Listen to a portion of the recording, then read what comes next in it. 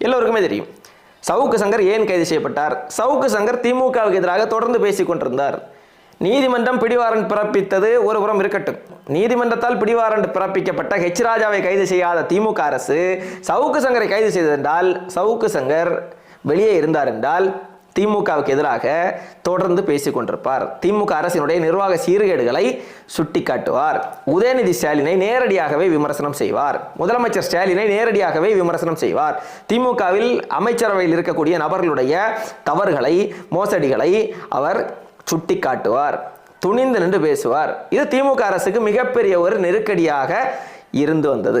அதனால எப்படியாவது சவுக்கு சங்கரை தூக்கி உள்ள போடணும், சவுக்கு சங்கருடைய குரலை மட்டுப்படுத்தணும். நமக்கு எதிராக பேசக்கூடிய நபர்கள் இங்கே யாருமே இருக்கக்கூடாது. அதுதான் திமுகவினுடைய நிலைப்பாடு. என்றால் அவர்களே சொன்னாங்க இல்லையா, எந்த கொம்பனும் குறை சொல்ல முடியாத ஆட்சியை நாங்கள் நடத்தி கொண்டிருக்கிறோம் என்று. குறை சொல்லக்கூடிய நபர்களை